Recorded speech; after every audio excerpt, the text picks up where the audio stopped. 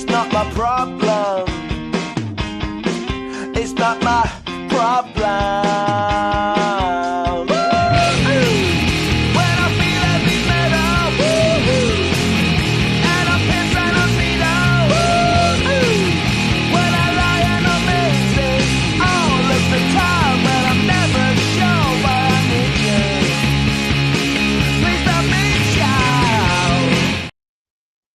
All right, we have a fantastic guest today. As always, it's me, Coach Schumann. To my right today is Coach D, as always, Prospect Podcast. We're excited to talk today with our special guest, Jay Franklin, who has fantastic Twitter and Instagram page too, right? With this Yes, stuff? sir. Yeah, that's what I thought. That's what I originally saw. And with unbelievable content, covering football, repurposing stuff really so people can understand it, and taking plays and taking drills and posting those kind of things. And then, a lot of times he has different explanations on there and makes it all content creative friendly, so people want to watch it, right? With music sometimes and stuff like that. You got to have that. Sure, got to. I do the same thing too. It's great. Keep people coming back, right? Mm-hmm. So, really good stuff, and I think it's an important thing. Being able to repurpose that content so people can understand it, and people watch a lot of plays, a lot of drills and stuff, and don't always. They may retweet it, they may post it, but they don't always understand exactly what it is. And I think that guys like yourself have really. There's a few guys, but you're one of the leaders in it, in the forefront of it. Posting that content and get that content out there. So it's really great to have you on and to talk to you more, to talk football with you more. So, thanks for coming on to the Prospect Podcast. Yeah, appreciate y'all having me. Excited. So what brought you to doing all this stuff? What kind of was the impetus for you? And yeah, I'll let you dive right in. It didn't. When I first started this, it wasn't meant to turn into this. When I finished playing college ball, I got into coaching back in Texas. I was up in Minnesota finishing college football, so I came back to Texas and Frisco, and I coached at started coaching high school ball.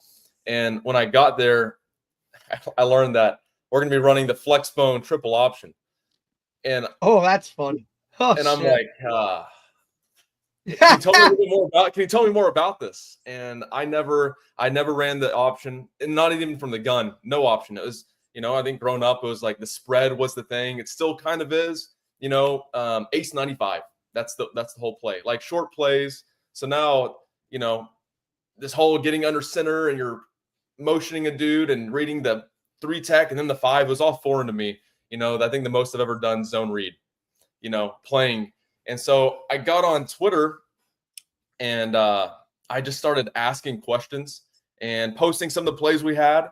And as I was posting these plays, I have a lot of smart coaches jump on and answer it for me. It was super awesome. Then I'd start drawing up, okay, like here's this, but what if we did this with the play? And it started like started trying to get creative with some of the stuff I posted, and people started liking some of the new plays and like some of the film I was asking questions about. So again, it just like slowly turned into me posting drills and plays and new ideas, and it kind of caught on. And then I'm like, why don't I it takes me 5 minutes a day, back then. So why don't I just do this once a day and just create connections and relationships, because I would love to help other coaches learn. And then vice versa. I learned a lot about the triple option Flexbone from other coaches on Twitter. So that's kind of how it started. And then now it's like, it's full blown, writing books and making film breakdowns and really just trying to share creativity, innovation, fun offensive ideas, some defensive stuff, not too much. So mainly offensive stuff. And, just fun. I think football is fun when it's creative, nothing wrong with 2x2 inside zone, but I like the creativity. I like when people have fun with it. And I think that's what I'm trying to promote mainly is creative football, and then practical stuff like drills and all that good stuff too. I want to help people understand the game, because I did not understand it that much whenever I got into coaching. So hopefully I'm able to help middle school, high school players, even college players and young coaches as well, learn the game faster and expedite that process. No, I think I that think Jake, one of the most eye-opening things, right, is as a player, you think, hey, I could just coach, right? Like I could just go in there and I'm just gonna, and then you realize behind the scenes, all of that extra stuff when it comes to just coaching in general, and then diving into the XOs of it, right? Like you've only seen it from a player, one person perspective, and only from a one individualized position. So now to something different, and then having to be able to explain it on a level and then answer the questions that they have, I think usually is one of the most eye-opening experiences for, younger coaches. But you see a lot now where the creativity is kind of trickling into the game, right? Like you said, everybody used to be basic. These are the plays we run, this or that. Maybe we throw a reverse in here. Maybe there's a double pass or something. But you see the creativeness of offensive football specifically changing. How has that kind of factored into kind of what you do? I mean, that's a huge part of the reason I do what I do now. And I remember when I first started coaching, again, like learning, you really have to know the game way better because now you have to teach it to people. So I started really, I don't know, that's when I really started focusing on like the overall X's and O's. And as a player, quarterback, you're just focused on what do I do? But now when I got into coaching, I really started focusing on the X's and O's. And then I started picking up, like you're talking about, the creativity of it. I remember my first year coaching was 2020. It was the COVID year. But Coastal Carolina, I remember watching them, and they're running. I was like, oh, wait, they're doing kind of like what we do, but from the gun, from the pistol. And I was like, that's pretty fun. That's creative. Like, that's what we do, but a little bit different. So that's kind of Coastal Carolina 2020 is one of the first teams that like really got me interested in the creativity of things. And obviously now that staff, I think most is at Kansas, but my eyes have just completely been open to different nuances in football, like old stuff becoming new again. Maybe it looks a little bit different. And then it's also like, it's weird to see when teams go in the Pro I or like Maryland I, people are like, oh man, this is amazing. I'm like, well, this is what they used to do. Everyone. Right. So it's, I love creative football. I love when teams go back to some of the old school stuff, Army and Navy was very interesting this past season. They didn't go from the flex bone as much. And, they ran their triple option stuff, but from the gun. And so I love it. And hopefully that continues to spread throughout all levels of football.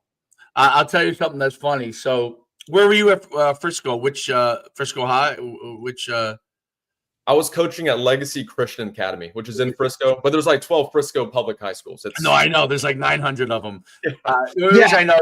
I've had showcases around the country, and we used to run a lot of events in Dallas and Fort Worth area. And when we first started running events in like 2006, I ran them up until like maybe a year or two ago. In 2006, like Frisco was kind of a new thing. Like, and then by the time it got to like 2000, I don't know, 13, 14, there was like a million Friscos. It was like, oh my God, this is the fastest guy. Until my uncle brought me up there. He was from Carrollton. It was in Carrollton. Well, now he moved to Miami, but he retired. But he lived in Carrollton forever, and his kids went to Hebron. But what's funny is like, until I went up to Frisco, I was like, oh my God, this is like a new like growing area. And then Allen's beyond that, I guess, right? Is the next town. But it's so interesting because the Flexbone was the first offense that I coached in when I was as an assistant, and I was almost I was a little more familiar just because I had heard about it, but the first time seeing it, I was like, oh my God, midline option, like what is midline option? You know what I mean? You read the 3 technique, like why would you read 3? Because the only option I really knew was like veer and like read in the end, or like speed option where you read the end. That was kind of, I was in the 90s, so that's what I was a little more familiar with. But yeah, midline option, I was like, holy, I was blown away. And the guy was going to like that jump motion and all that stuff. It's so interesting because once you dive into the intricacies of it, and if a team does it well, it's very effective offense. Obviously, the academies ran it to perfection for a long time, and obviously now they've evolved it. But it's so interesting that the different content you put out there and all the different types of plays that coaches have gotten so creative with, like taking a basic play and getting creative with it, and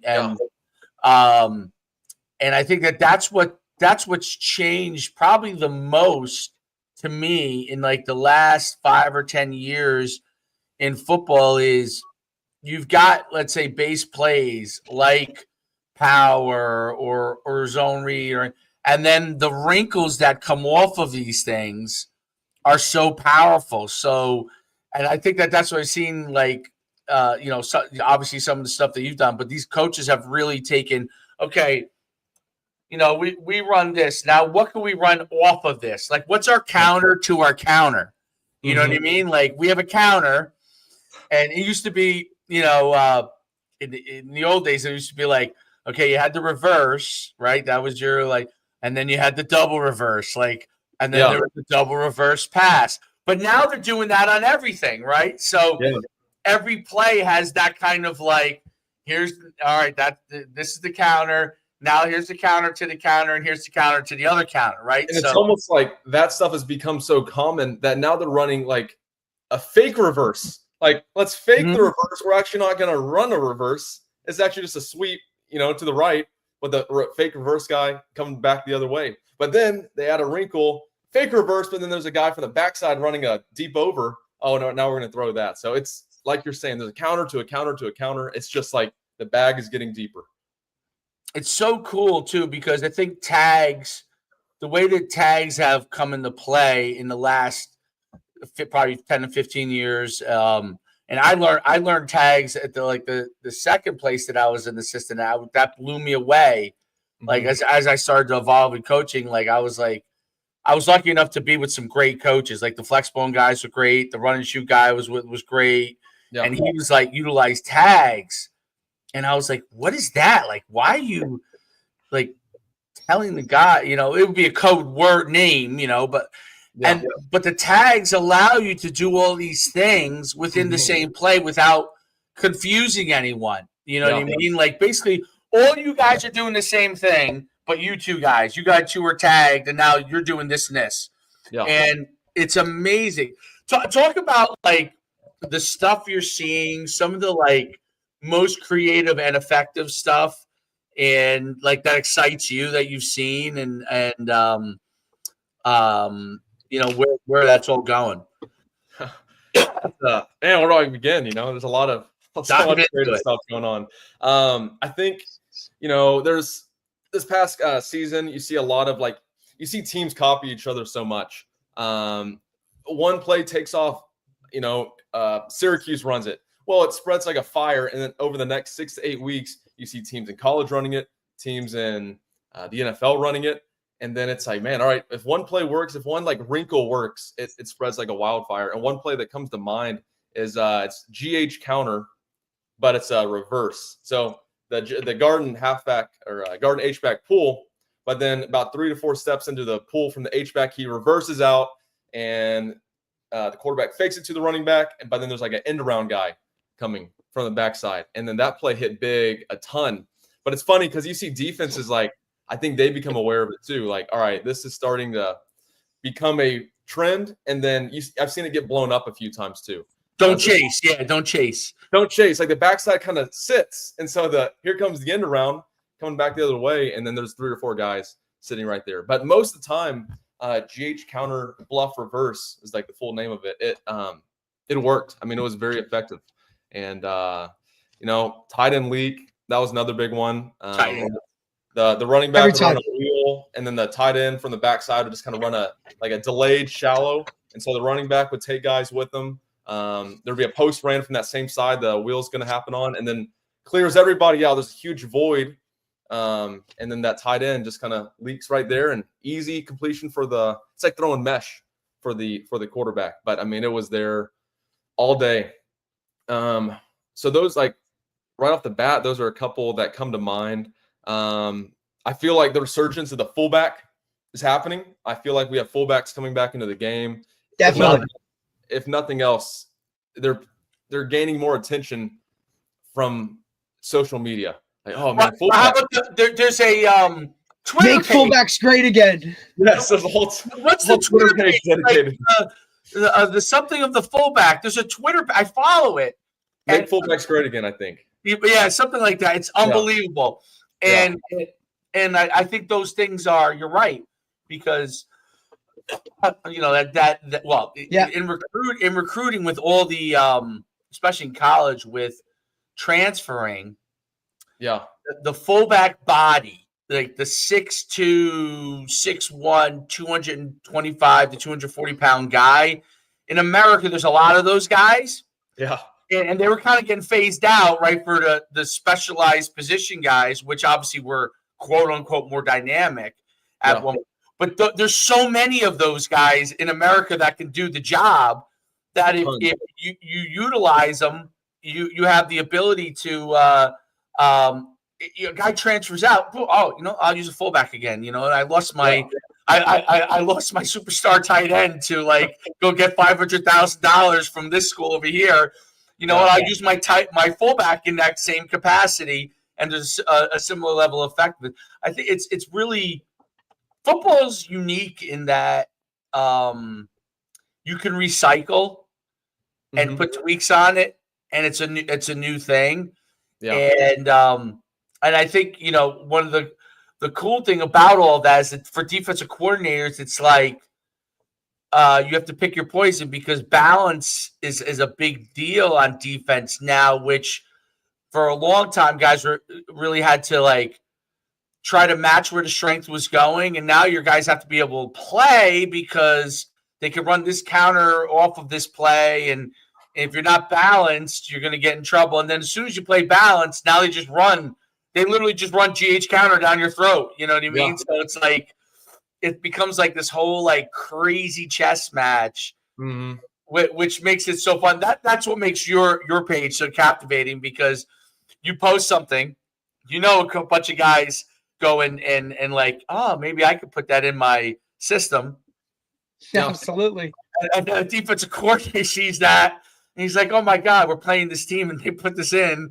Yeah, it's that's the fun part. It's people take the stuff I post, and everything I'm finding, I'm watching on college football, or some highlights or some all 22, whatever it may be. It's none of this is my idea. I'm just sharing those ideas, right, with hopes that people use it, because I'm like, man, this is awesome. I hope this spreads. And then people send me film, here's what we ran a few weeks ago from this post, and it's awesome. That's exactly the goal. And I hope it stresses defensive coordinators out. In my opinion, look, I once in a while a defensive shutout's great. 7-3, that's awesome. To me though, I like high scoring games, back and forth, and I think a way to do that is be creative.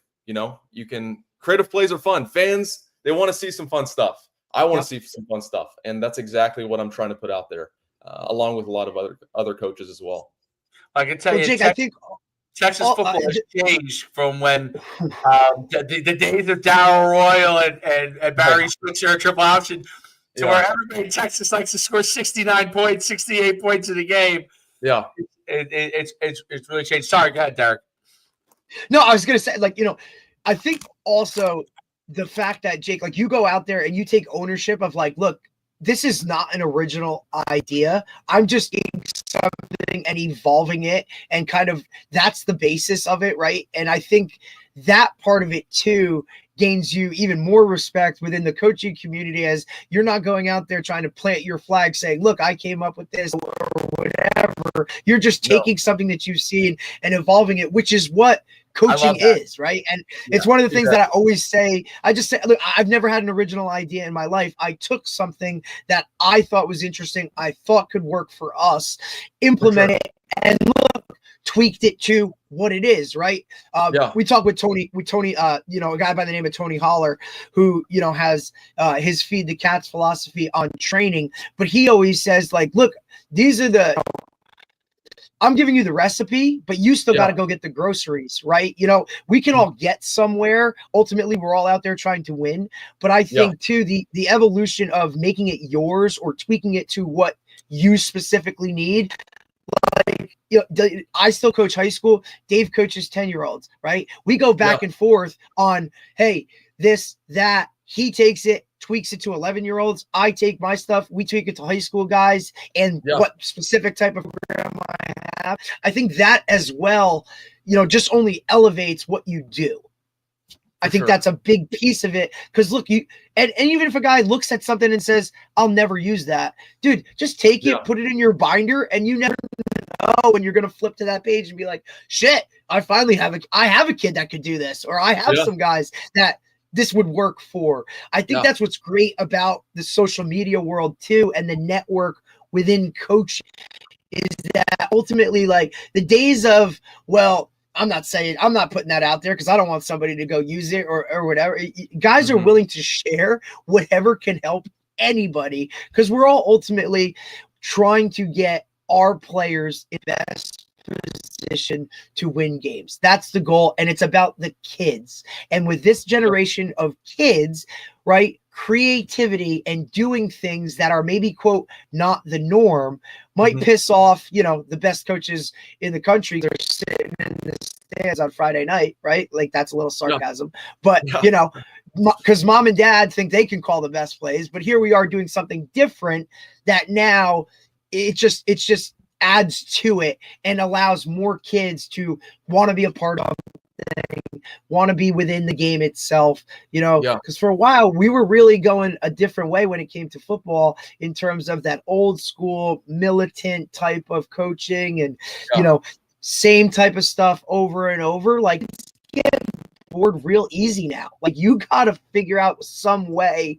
to, like, get them into it and want them to keep coming back. And I think creativity within play calling or X's and O's and doing something different, even if it's a package, you know, can only help that. Have you seen that too, along with coaches? I know that was a lot to unpack there, but when coaches, you know, is it, hey, coach, we use this, but we also did this, right? Like, are you getting feedback within that, going back and forth with certain guys and whatnot? Like, I'm sure guys love to say, coach, I put this in and we scored. You know, I mean, that's got to, for you, be so fulfilling. Yeah, it is. I mean, I love whenever people reach out, like I said, and say, hey, we use this play you posted, and or like it might even be a variation of it, and it worked, you know. And people ask me questions about some of the plays, and sometimes, like, I don't know all the answers. Like, I'll post a play, like, but I don't know all the details and rules of it. So I have a lot of stuff I post. I end up having discussions about it on DM, through email, or whatever. Sometimes on the phone too. And it's just interesting because it's like I end up learning a lot more about what I posted because someone will call me or DM me with a question, and I'm like, I don't know their exact rules, but I drew it up. Here it is. And then they're like, okay, well, we start piecing things together, and we actually, like, you learn a lot. So there's a benefit for me as well, which I'm very grateful for. But yes, it is also fulfilling when people say, like, this stuff is helpful, like whether it be a drill, a play, a film breakdown. I mean, whatever it may be. That's a huge goal of mine, is to share the game and just build transparency within the coaching community. I think, like you're touching on earlier, there has been, like, I don't want to say like secrecy, but like coaches don't want to share like this or that, like, this is our stuff. And it's like, you know, very thin ice here, but like college all 22, it's kept secret like crazy, you know? But it's like all of the opponents have your film. Correct. So, Everybody sees everything. The people that you are playing against have all of your film from every angle, and it's all broken down. So what is the issue with high school coaches having that, able to use it? But it's, you know, it's been like, I don't understand that. So I'm hoping at some point, transparency grows, that's accessible, just like the NFL All 22 is. But I've posted plenty of things where people may reach out and be like, hey, like, take that down. I'm like, I didn't copyright anything. It's it's like, what are you afraid of? Essentially. So I want transparency. There's people should be able to watch football from the side or back. So 100%. that's my. I think it's a great point. So, and because you're posting on Twitter or Instagram, and you know how it is with like people like their content, right? And they get crazy with it. And to me, it's like football is meant to be shared. And you think that you came up with an original idea, but you took, like Derek said, you took from these other 5 ideas. So is that really an original idea, or did you tweak it, a current standing idea? And the truth is, football, like all these things, come back around and forward. And the idea of transforming the content, so people, to me, the greatest thing about what you do and when other guys do it, and even when I do it too, is that I like to reverse engineer the play. So to me, when you probably do a similar thing, right? You're trying to uncover what they were actually thinking without having the conversation with that coach per se, which is a different way of doing it, right? Like we all grew up, and you probably even grew up this way too, right? You were told this is the way that we run a football play. This is why we run a football play, right? What I love with how you post that stuff, and you say, okay, this is the name of the play, and this is what it is, right? Mm-hmm. I can go and reverse engineer. I want to watch the play myself without anybody telling me anything, enjoying the music though, but without anybody telling me, okay? And you got a nice touch with that, by the way. But no doubt about it. Like you see them really match up really well. It's good. Try. It's hard sometimes. It is hard, but it's good. It's good. And it keeps you in tune too, right? Because like as coaches, we watch a film over and over again. It can get boring. I know people are like, it can. So reverse engineering it, right? So I love the ability to look at a play and be like, why did they do this against this? And then rewind it. And without someone telling me why. Mm-hmm. Okay. And I think that's kind of a more of a modern thing, and definitely your generation and even Derek's, like without somebody telling me why, I want to try and figure this out. And then I could go ask questions about things I don't understand. You know what I mean? Like for sure. Blocking wise, or something I'm not able to pick up. Yeah. But I love the idea of reverse engineering the play and figuring out what was the philosophy behind this and why they're doing this without someone telling me, so I could kind of get my thoughts about how maybe it would be effective for me before I find out exactly why this is run and what it's done for. Because the old way of thinking about football was that systems dictate everything, right? Mm-hmm. And wing T or look, spread option, right? That's a system, right? There's no doubt. The original spread option, it's a system. You have the midline, you have the counter off of it. Mm-hmm. You have your next level pitch off of it, right? And so like for example, it was so systemized, the spread option when I first came in it. I never realized it was just double option and not triple. Like the guy I worked with was big on it. It was really double option. It's not triple. And I would be like, well, what do you mean? He's like, yeah, it's the illusion of triple, but it's really double. So we're pulling or giving, or if we pull, we're reading the end and we're running or pitching, right? Yeah. And so, but that was very systemized to me. It was very systemized. Like there was rules. You didn't do it differently. But what's nice about what you're doing is I can take a look at it, that same play, and say, well, wait a minute, how would I like to run this similar version? How would I like to? And that's the beauty of the ability to reverse engineer it, which I think a lot of the younger guys love. In my opinion, they love to be able to do it.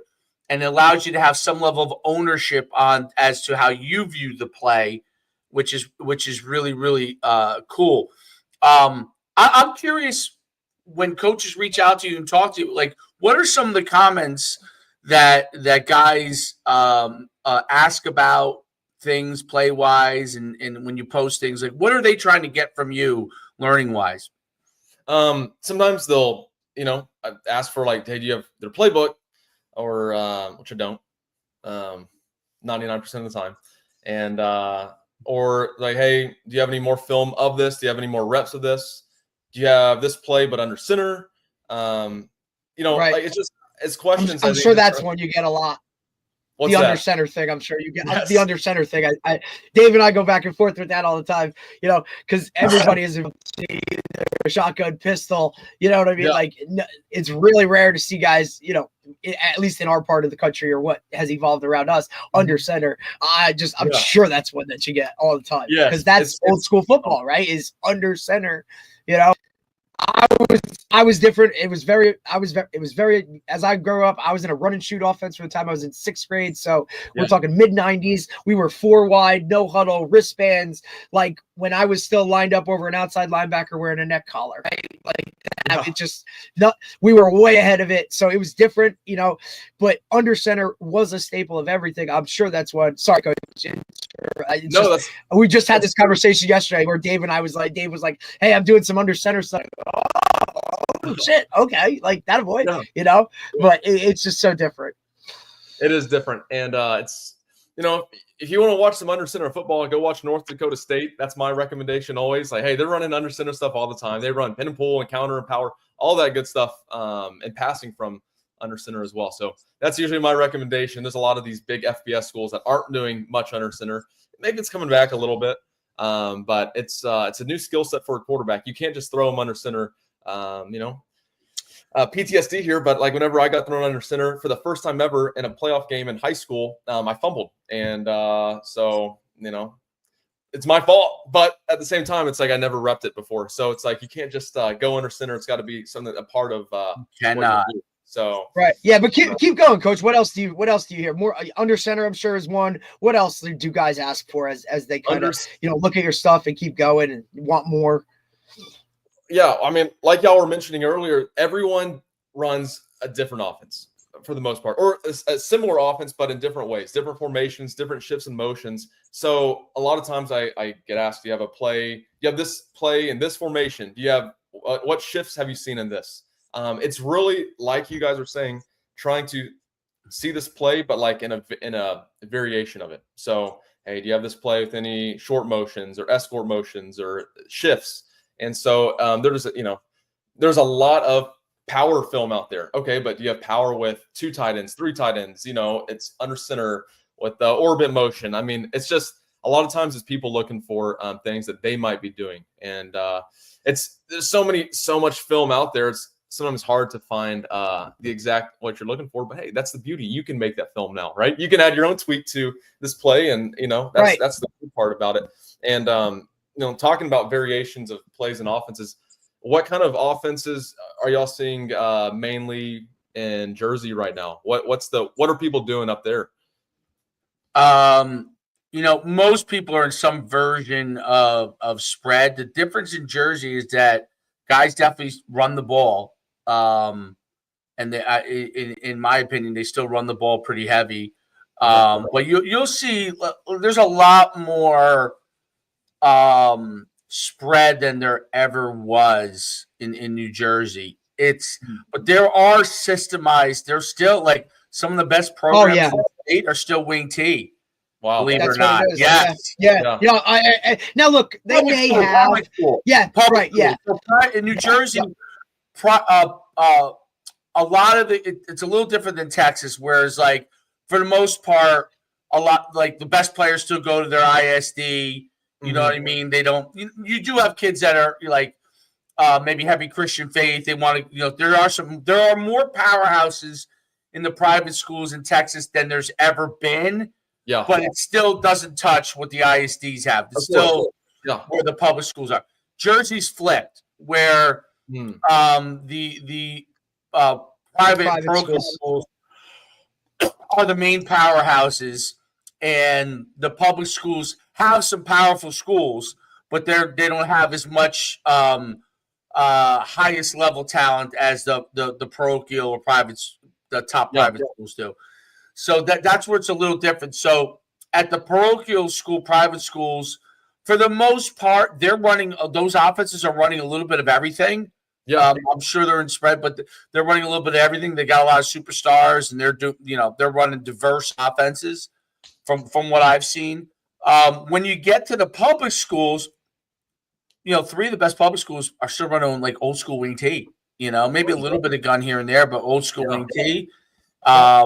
They have those kind of like linemen, and it's really becomes. And then you'll have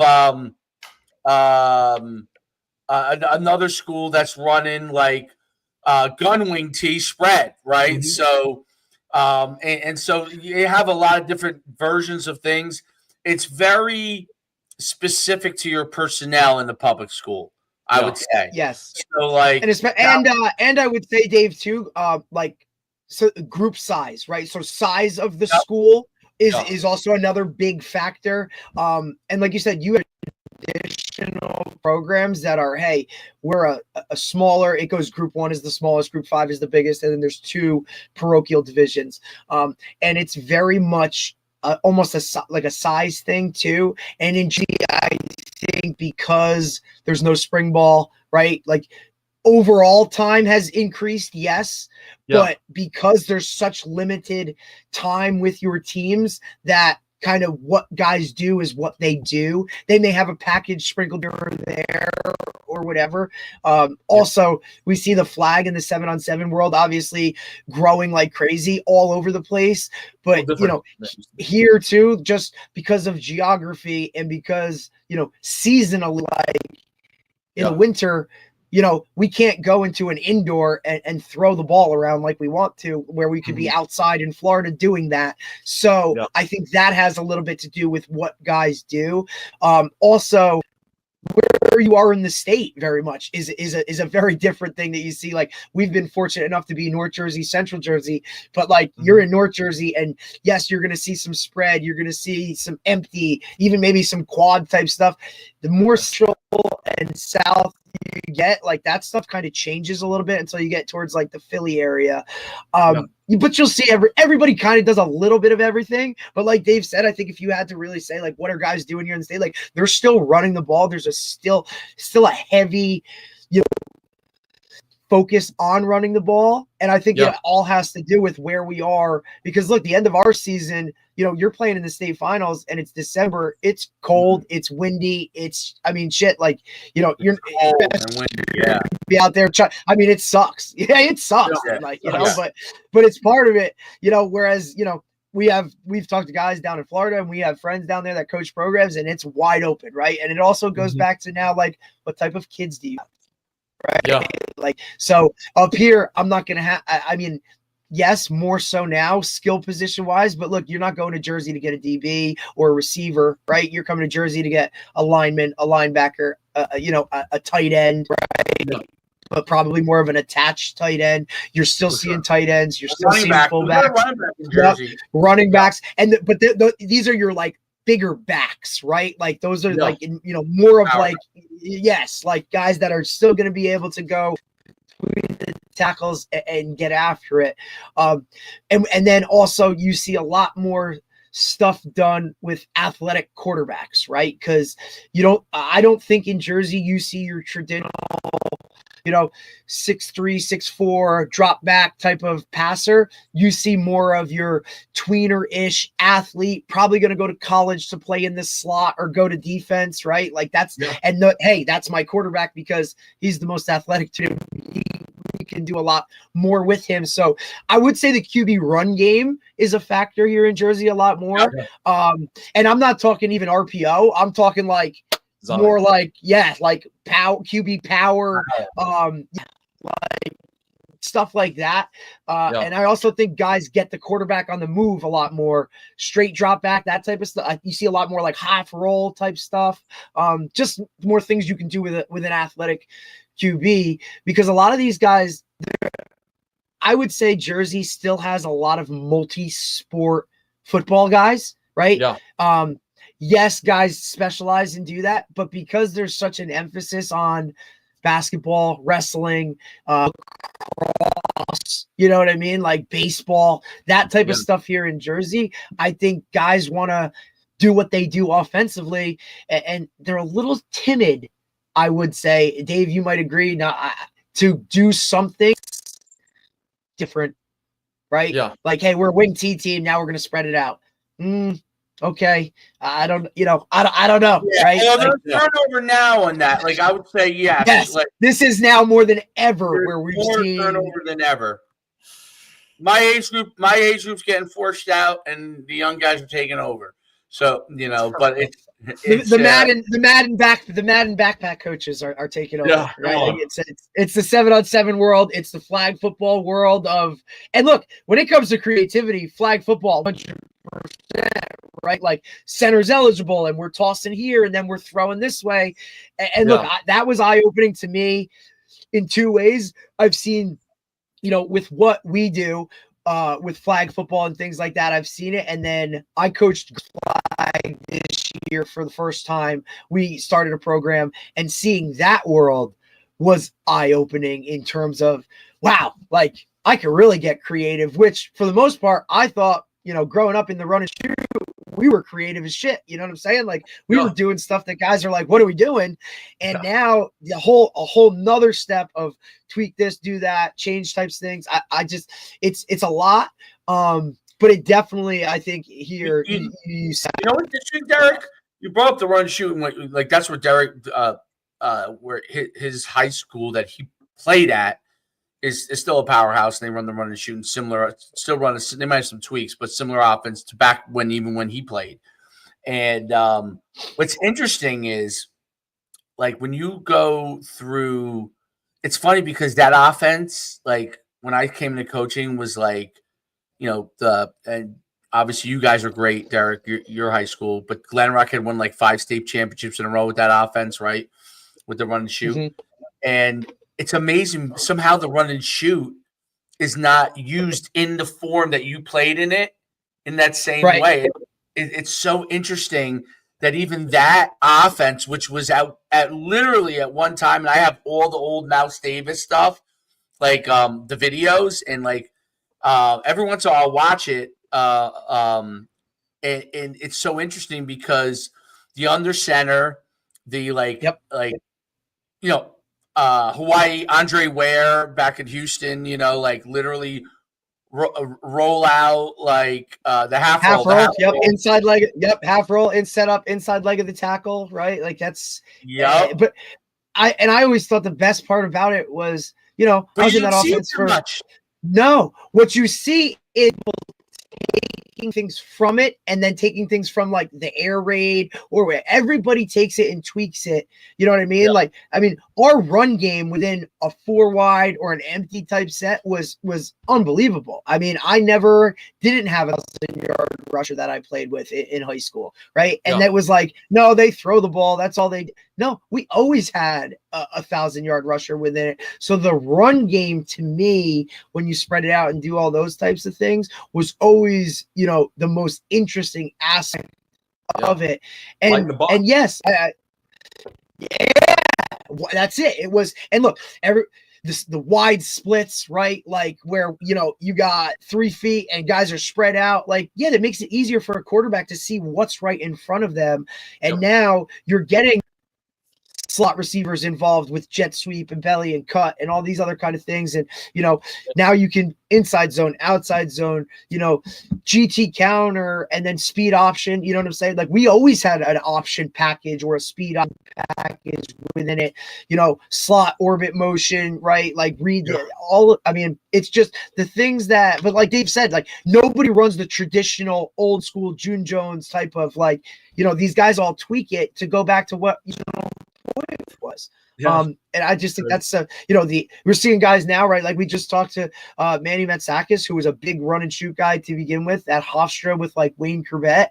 He's now taken and linked up with Stan Bedwell, and these two guys are taking the air raid and the run and shoot and smashing it together. And here you go. Here's a whole new set of whatever they're doing. That stuff is so cool. But do you have something that you see majority of guys still ring like on like you said, you asked us what's going on where we are trend wise. Like, is there something overall that you see? Because obviously, look, we see it for a while. It was air raid. Everybody wanted to throw it and chuck it all around. And then 2 years ago, we see Michigan lining up in, throwback sets and like power and all that kind of stuff. Like, so you see the run game start to come back now. It's all trends, right? But what do you do? Is there something that you see more than something else? At least regionally in Texas right now, and the Dallas-Fort Worth area, it's a lot of 4A, 5A, 6A schools, 6A being the biggest. And so you still see a lot of your spread, a lot of like throwing the ball around. But the one I've seen a little bit more quarterback run game from Gunn, which I love, in moderation. And then, you can't kill him. You can't kill him, I just made a post yesterday about Notre Dame running the quarterback 9 times in the first drive of the national championship. That was like insane. But one thing, still lots of spreads. And you were a QB, so think about getting banged around like that. I know. I wasn't that fast, so they never had a design run for me, unfortunately. But what was I going to say? I think one thing I've seen recently is in the red zone, you see a lot more of those like old school packages come out. You see like a diamond formation, under center, 2 fullbacks and a running back behind them. Like, dang, this is pretty cool. I remember Salina High School, which is 20 minutes north of us, and I think they were 4A, but spread the whole way down the field. Then they get to like the 10, and it's like they go 50 years back. Like, what happened? Yep. But I think a lot more people. Well, that was always a knock on us run and shoot wise was, look, we could go 30 to 30 real easy. But when we got, into that red zone or that deep red zone type area, it was really tough because now the windows are shut. The windows start closing down a little bit. For the most part, your linemen aren't used to firing off the ball and coming at those guys as much in the run game type of set. And that was always like a thing for us. Like, hey, you're now limited down here, but speed option was always the answer to all that. And jet sweep right down there. Nobody's expecting that. I think that's a great point to the mixing of the packages. So love that. I used to groupings. That same exact thing when I was at Powell Park, this program I had built up years ago, and we were literally like spread and QB run game up down. You were everything, buddy. And then we get to inside the I would say probably if we got to like the inside to maybe the 5 even, we would be in either bone or we under center bone, or we'd be in what we called Sooner, which was diamond. It was a diamond formation, but we were in gun. Two fullbacks and a tailback, and we would just run that shit to death, dude. And then we throw like slants off of it with the receiver if we needed to. And we would just run that stuff to death because you were spreading everybody out the whole entire time. And most teams can only prepare for so much. And all of a sudden, like, we knew that they would have to, like, specifically practice goal line during the week because we would be in something that we really weren't in the rest of the field at all. And they would have to practice it. And we practiced 5 plays of goal line every basically almost every other day. So so we were doing that throughout camp. So now all of a sudden in a week they had to go and get ready for it. And every coach knows how annoying it is when you have to really practice. Absolutely. Short yardage. Yeah. It's a completely different alignment. And you're trying to take this guy and put him here. And the kids are like, why is my strong safety up near the line? And all this kind of stuff. And some kids aren't comfortable with it. So it's so cool, but like I think that's what's makes football exciting. Like, what is the addictive nature of football?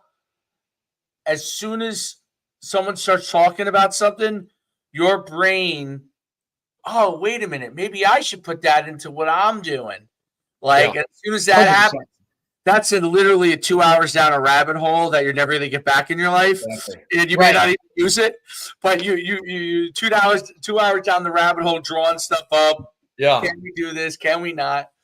It's, in my opinion, football is like the only sport where you never watch the same game twice. Every other sport, it's the same thing again, still entertaining, but it's the same thing over and over. But with football, it's what are they going to line up in? Every team's different. It's like watching a different, like not a different sport, but like you just never know what to expect. Watching the Navy face Clemson, whatever, it's like you're going to see two totally different philosophies like go head to head, and you don't get that anywhere else. And I think that's what makes it so special. That's what draws people to it, and like that's why it just continues to grow and like capture people's interest.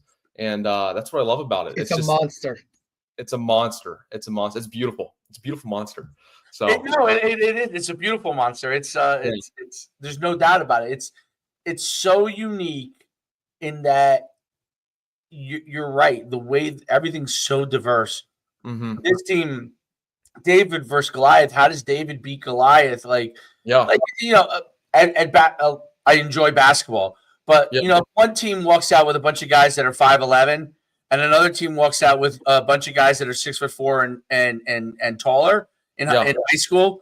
I can tell you what the score is going to be. I don't have to watch the game. Okay, like 100%. you know, it's I can tell you what the score is going to be. And this happens often in Texas. Sometimes that's what made the movie Friday Night Lights so great when Permian played Dallas Carter and like, you know, Dallas Carter had all that speed, and Permian had it in spots, but was super disciplined. And they had guys like Boobie Miles who were even though they didn't have as many superstars, they had the superstar, right? And all those kind of things. That's what makes football so unique. So you could go and pair up. You might listen 4 years from now when the one team has a bunch of guys at Alabama.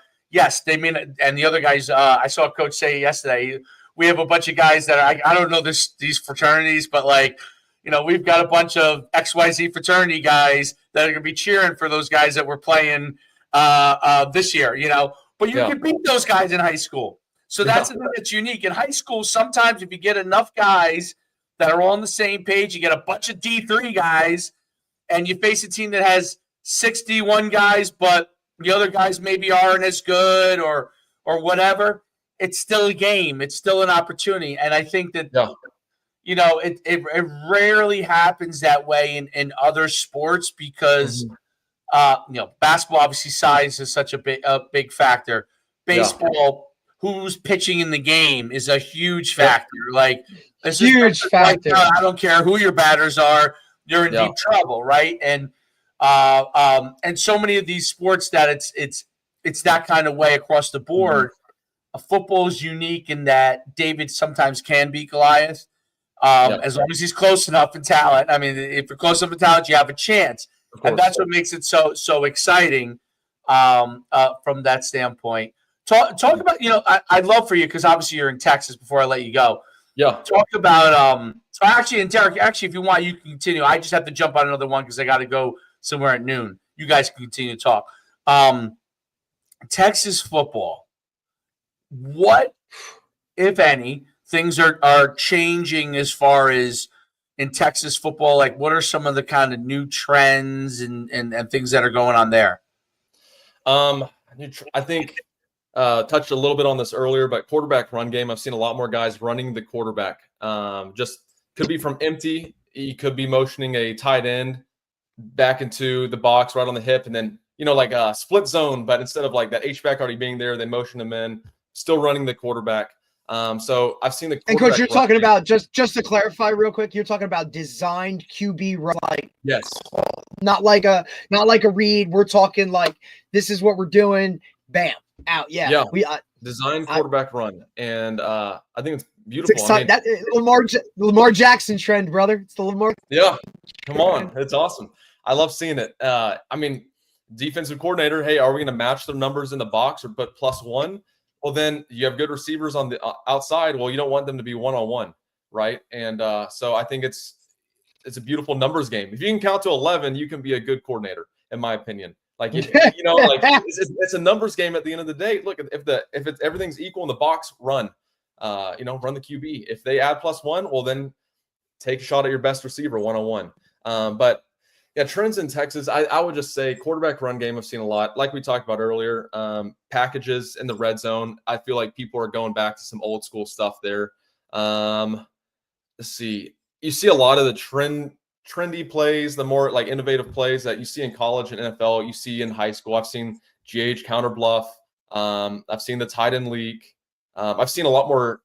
And maybe it's just because I'm like aware of it now, but I've seen a lot more quads formations. Right. That's a 7-on-7 adaptation to me. I really do. Right. Because I think that's one of those, like, whether it be diamond. I mean, Dave, shit, we were doing it back in 2020, throwing quads out there just to be like, put all these guys over here, one-on-one matchup over here with the best guy on our team and rock and roll, right? Like, and QB run was always Dave's always been innovative in terms of what he does, offensively, schematically. He's always willing to take a chance, do something different, whatever's going to work for us. It's one of the it's just what's great about coaching with him is, every week there's going to be something, right? And again, it just goes back to, getting kids involved as well. Right. I always thought, not to cut you off and go on a whole nother tangent, but the groupings aspect where, hey man, we're offensive, but like, you're this group, you're with this group, you're with that group, allows more guys to be involved in the actual game than standing on the sideline. Right.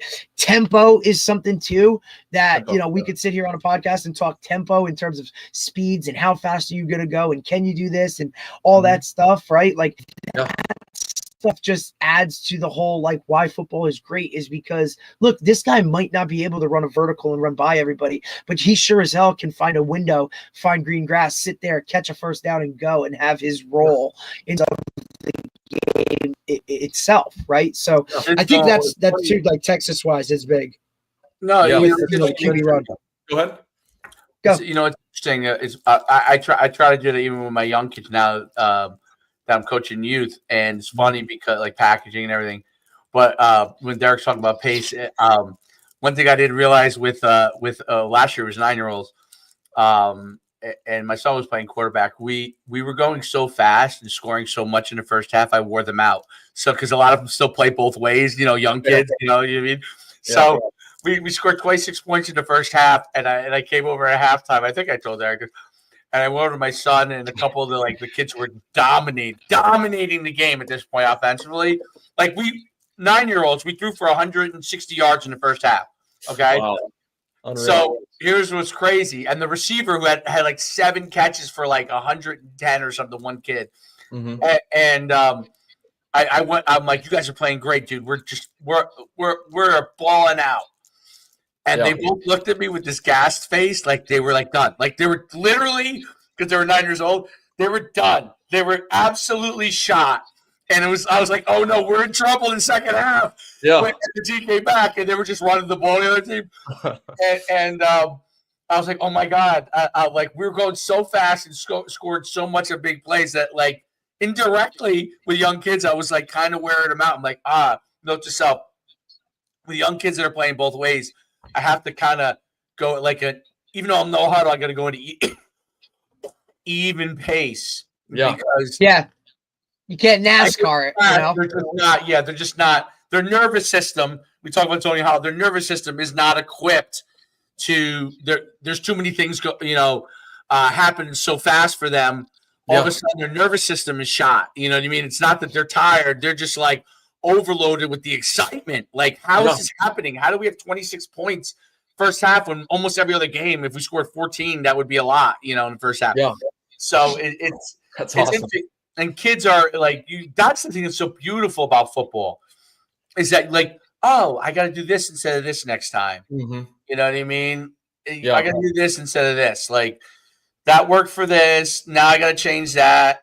And it's amazing. Are there any coaching? I'm not talking about plays or anything like that. Like, are there any coaching trends? Texas has always been a pay your dues, and then you become the head coach, especially at these big schools. Like, I have a lot of guys that actually some of them are probably retired now because I'm starting to get older. But guys that were good friends of mine that have become head coaches, like in their 40s. Are there any trends where like guys are like moving up super quick in Texas? I think it's school to school. I know, the guy is defensive coordinator, and he's I think he was a DC when he's like 24. At a school around here, and so you see younger guys getting an opportunity. But at the end of the day, I think it's like who and I think Yeah. That's the main thing. Who you know, and then like their philosophy is going to affect. Do they believe in bringing you up through the ringer, or do they believe in giving you a shot if they see any sort of potential in you? So it's, I don't know. I think it's school to school, but it's just picking a staff's important. You got to make sure that so important. It's so important. It totally dictates how much you enjoy it and maybe how much the kids enjoy it too. And so especially like with a kid now, 1 week old, it's like I want to make sure the hardest part about coaching for me, and like why I've stepped away from like the actual coaching a little bit. I'm still very heavily involved in football, but why I stepped away a little bit is just the time. It's like growing up as a player, I'm like, dang, these coaches are at the school all the time, like nonstop. Yeah, and then they're just here. They're here. Never go home. I started going to the conventions. I started really talking to a lot more coaches, and I just heard a lot of stories of like, man, I see these kids a lot more than my own, and and like, which is cool, and like it's good you're investing time in these kids, but at the end of the day, like I don't want to get to and hopefully I'm not veering too much off of your question, but like no, I want to make sure that like when my daughter goes to school or gets married, like she can look back and be like, man, like I got to spend so much time with my dad. I'm so grateful for that. Same with my wife. I don't want to get to 50, 60 years old and be like, dang, like where'd all that time go? I wish I would have done this. So I love football. 100%. I see the trend maybe going back, at least with the younger generation. We're not going to spend the whole weekend up at the office. And I don't think it should be that way. I think you can still be very competitive without spending, without being up at the school till 4 a.m. and then coming back at 7 a.m. Efficiency. Great interview with. I'm sorry, and Derek, I'm gonna let you. I want you to continue with Coach because this is great stuff. After I go, and Derek, you should check this out too. There was a great interview with Jason Garrett. Mm-hmm. I don't know if you saw it. He talked about like how he really thinks that they brought in like when he was at Dallas, he was like so in there. He over the top, spending time, and they brought in a person that was like kind of like a recovery guy, asleep, and talked about the importance of like there was a certain amount of hours. I want to say it was like 8 or something you need to have to be functional, and it kind of like a light bulb went off, and he started to really get the guys to balance. He got more out. He was starting to get more out of them. And the same thing with players too. He was like, hey, like you guys got to go home. You got to recover. And so I do agree Dabo with you. Sweeney model. I think that, yes, I think that trend, being effective is very important, and being efficient with your time. Those two things, those two words, that's the effective key. And efficient with your time is much more important, because you want. Look, there are these guys like Nick Saban. Like how the hell does he do? How the fuck does he do it? He just does it. He spends an insane amount of time, and somehow he doesn't get tired. Like I was used to say, athlete wise, there's only one Herschel Walker. Herschel Walker is the only person I ever heard of in my life that can sleep 4 hours a day, do push-ups and sit-ups every single day, do all the literally work his chest every day and not have to recover. Like those people are freakazoids of nature. You don't follow the freakazoids of nature. Exactly. No, right. The percentages are not those people, right? Like they're the upper echelon. They're the smallest percentage, yet that's what's put on social media. That's what's out there. It's like this is how most of us. Derek froze there for a second. Stand like that. Right. You froze there for a second. But most of the guys, that's exactly right. Like, sorry. Yeah, you just froze. Most of the guys are, they have to figure out what makes them effective. I think the younger guys are starting to, they have kind of a better grasp. They need to leverage the older guys' guidance as to what made them successful. Yes. But figuring out how to be effective and efficient is much better for coaches' longevity, because the biggest problem we have in coaches is guys like myself, guys like you. I don't coach anymore in high school. I very much like you. My son became 5 years old. The place I was at, it was a kind of a mutual parting, and they were happy. It wasn't going to work out. Yeah. And it was good timing. My kid was starting to do sports, and I didn't want to miss that. I was already missing stuff. Like I would hear like he played in this little soccer thing and got like a scuffle with someone. I didn't even know. I knew nothing. Yeah. I literally knew nothing. Like I would come to a little soccer game and halfway through and I didn't even know what was going on. I had no idea, and it was kind of like, you know what? God works in sometimes ways that are to your advantage and you don't realize it. And that's how it worked for me. Right. So, yeah. I love it. But that's what I want for young coaches to really understand that, like, and older coaches start to understand that, like, help the guys be efficient and effective.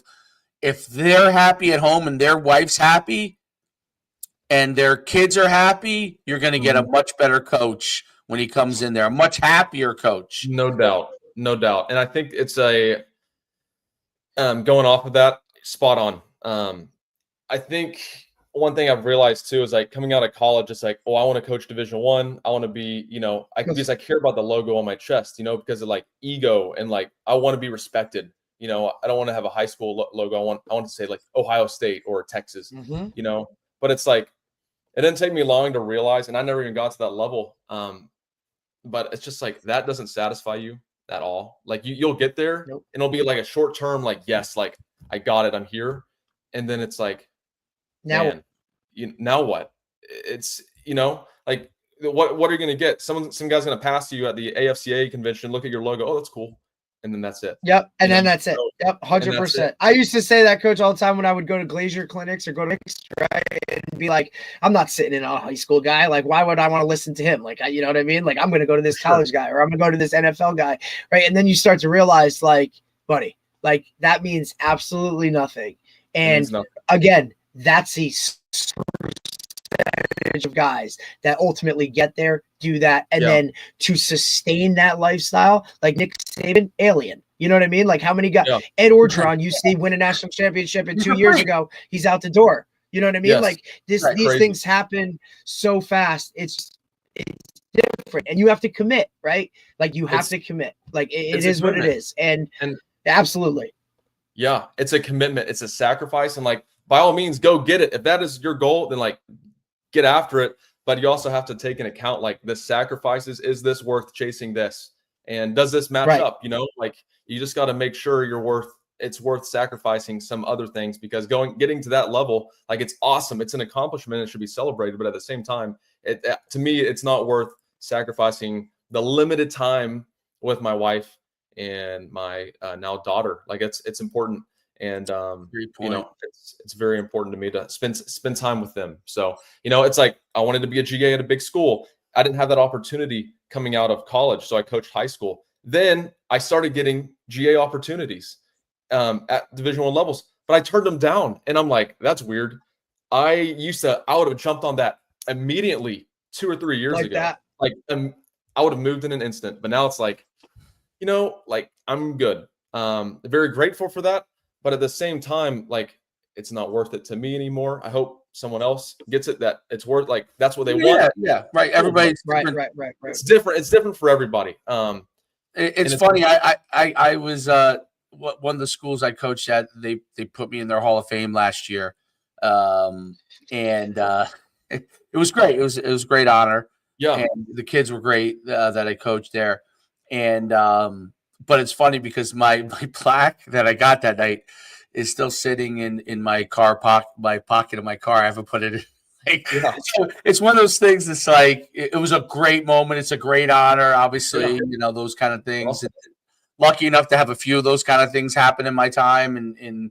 But it's one of those things that like, that would have not been worth it if I sacrificed my family. You know what I mean? Like I would have not, because I knew how I would feel after it was all over, after everyone shook your hand that you hadn't talked to in years or all that kind of stuff, and you left there. It's you're back to your normal life, right? So I kind of had that perspective. But like, if I didn't have that perspective, then all of a sudden I got to that point, and then you're like, that's all, and then because that is all. It's just one portion of something you do. Like, I can't walk around with a badge and say, "Hey, I'm in the these amount of Hall of Fames." Nobody gives a flying shit about that, right? No. But your family gives it. That your family cares about what you do with them and the daily input you give to them. Absolutely. No doubt. I gotta run because I gotta go on this other thing. Derek, finish up because this is great. I like for you guys to keep Yeah, no, yeah. I appreciate you. Thank you for hopping on. It's great having you on, Jake. Yes, sir. See ya.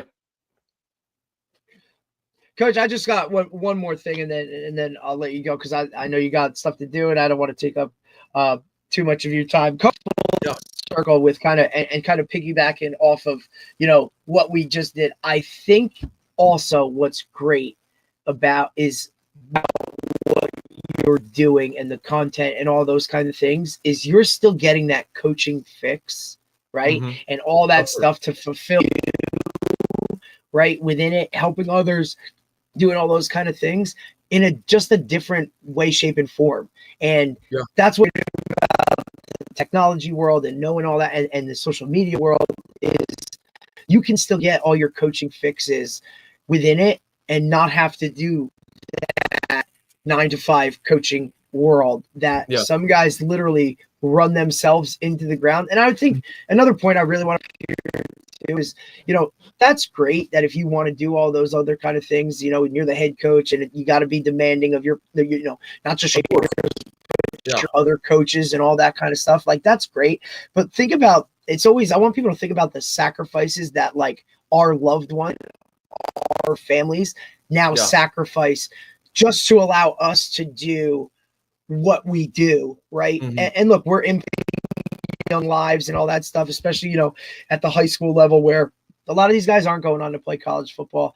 So I really think guys, coaches, administrators, whoever it is, need to take a step back and realize and understand that, hey, for most of these guys, this is just, for all of them, it's a part of their lives, but it's not going to be like the full blown every bit of the next level. This is a fun developmental aspect within their high school experience that should be a positive one, right? Yes. Not everything you want to keep the standard, but at the same time, understand majority of those 50 guys on your roster are going to college next year or to work next year. Football is this is the only experience they're ever going to remember about the game itself. Right. Absolutely. I think that's a real eye-opening thing that a lot of coaches lose grasp of because we got to win games and we got to push them. This team over here is, look, they're running gassers every day after practice. We got to do, guys, it's still supposed to be fun. And for majority of these kids, this is the only experience they'll ever have with putting on a helmet. Allow them to be a part of something positive. Teach them to be great young men, husbands and fathers and employees. And that's what this game allows us to do. Because that huddle, there's no, skin doesn't matter. Religion doesn't matter. We're all just out here playing a game, trying to attain a common goal. Teach them how to be teammates, how to play a role, all those kind of things, Coach. And I think like what you do allows guys to see, hey, I don't have to coach. I can still do things within the game itself to help. Yeah. Very true. And it's like I'm part of what I do, of course, help coaches get more creative, innovative, but also like provide them resources to like shorten the amount of time of preparation. Oh, here's a good efficiency. Yes, that's part of your job. Yes. Right. If you're having 3-hour-long practices at this day and age, dude, that's a problem. There's attention spans of kids. Like, what are we doing? Right? Like, get guys involved. It shouldn't be coach, one player running a drill. Get everybody involved, change things up, keep the pace going. That's more fun. You'll work with the kids, enjoy that more. Yes. Dad enjoy that more. Your administrators enjoy that more. Guys, efficiency is the key. And also using the technology. Like we were just talking about the go routes before we got on the air, right? Yeah. But even like for you, Coach, with huddle and play breakdowns and making this visual, like that stuff all adds to it. And if you're not doing that as a coach, that's on you. You don't need to be sleeping in the office. You're more efficient. Right? Yeah. Like you don't need to be missing your daughter's game because you got to go out and got to sit here and break down practice. No, man, like efficient. and, Yeah. and do those things. That's No on the doubt. coaches, right? Yeah. And the last So- thing I'll add about that is it's like I don't have the exact answer for you yet because obviously look at guys like Nick Saban. They sacrifice so much and they're successful because of the amount of time they put in. But I'm just trying to Well- I don't have the exact answer yet, but is there a fine line between being efficient, still being able to be a present husband and father, but at the same time being able to be competitive and put in the work that's required to be successful, but still make it fun for the kids and Right. coaches. And there's a fine line there. I think it's not a one size fits all, but Definitely not. there is a balance for each school and each staff and each person that Right. needs to be found. And I think that it's just one thing that needs to be talked about more. There's no need to stay up super late. Like you said, there's tons of technology, and you're able to work from home now. So if you have that trust in your staff and then like the kids too, like you can do things from home. We don't have to be up there all the time, and which is awesome. That's the Two last great thing I points you made right there. No, two great points you made right there, right? I think your staff matters, right? Because Mhm. everybody has to be dialed in. Where you are, one town, one school is Yeah. different than another, so it's not cookie cutter, right? It's Yeah. not the same thing. You got to figure out what works for you. And also, I mean, look, if you're driving them into the ground, what are you really going to get out of it, right? Some teams respond to that, some teams don't, right? You got to figure part of it out. And also, like, I heard a coach say the other day, dude, if my assistant coaches are shot, then what the hell what do we really do? Yeah. You know what I mean? Like, they're not going to coach us hard. The kids are going to see right through bullshit too, right? Like they like that literally, like if you don't have an answer, tell them you don't have the answer, but you're going to go find it out, right? That's teaching them a life lesson in general right there with it. And I think, coach, like you said, guys need to be more of that. And I think it's a pivotal part. And like you said, I think COVID did that for a lot of people because people realized I don't have to be present physically in a place to get the job done, right? It almost forced us into figure out a better way, right? Absolutely. And I just think that's so important, especially with the generation of the now, right? Like now the patient part of it. Like, look, if it's not within a 10 window, my guys are squirrels. I get it.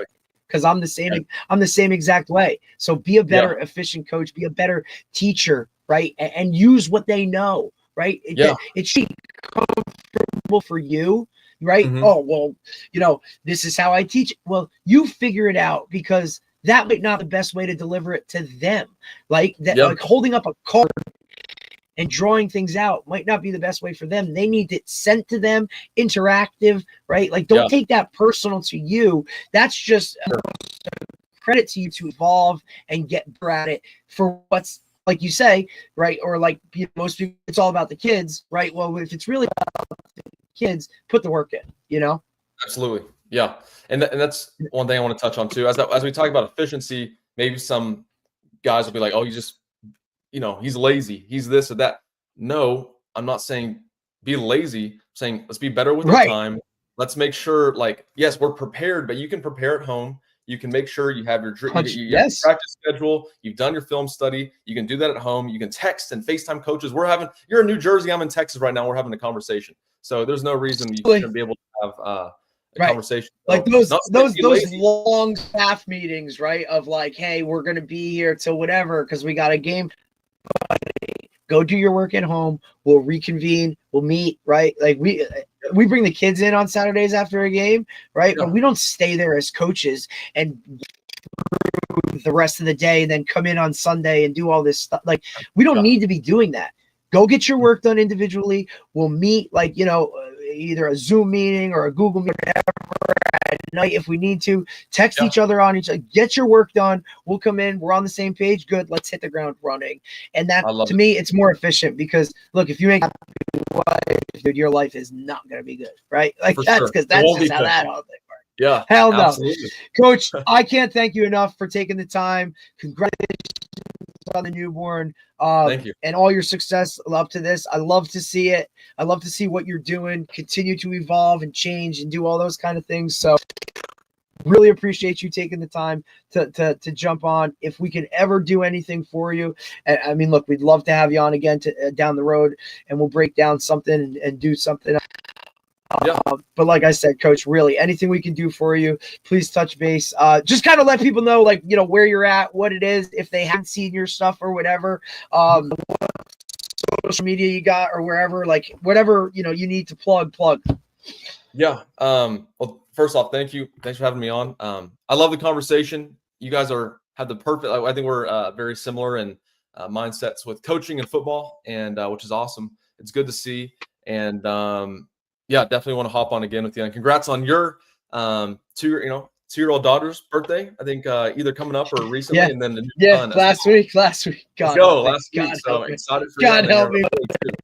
Yeah, it's gonna be awesome. And then I'm on X, Instagram, and then TikTok as well, and then YouTube. Yeah. Dabbling in that a little bit for like longer form stuff. But again, Right. that takes time. Yeah. That's limited, but I'll make the most. And like of you it. said, yeah, absolutely. And, Coach Schuman's got over 1 million followers on YouTube, which to me, I don't know. That's a really big thing. So if you ever need anything YouTube wise, Coach Schumann, he's been doing this stuff for a really long time. He's really good at it. If you need That's any awesome. help with that, please reach out. And we can just only help you grow, Coach. But believe me, I don't think it's going to take much. Keep doing what you're doing, man. It's really awesome. I will plug a podcast, right? Since you're a new girl dad, it's for the dads. It's a spin-off of Bussin' with the Boys with Will Compton. And it's literally all about fatherhood, being a girl dad. It's literally it's really new. Like they're only on episode 10. But wow. it is awesome. It is a funny, but also real of like, we're dads and we're in the shit right now. And like, this is how we work through it. And it's really good. So I will give Will Compton and those guys some pub here, because it's a really awesome podcast. It's been fun for me to listen as a girl dad and be like, oh, I'm going through it. Like I'm in it, you know? So then check it out, Coach. Check it out. You can do that during, your middle of the night hours of feeding. But again, Jake, thank you so much, man. Good luck with everything. Enjoy the rest of the summer. And we'll talk soon, buddy. Sounds good. I appreciate it. You have a good one. Take care, bud. Bye. All right, guys. Everybody enjoy your weekend. And we will be back next week. What do we have next week? Next week's going to be an interesting one. So we got a couple on the shelf for next week. And we will see you guys then. Everybody enjoy your weekend, and we'll see you next week.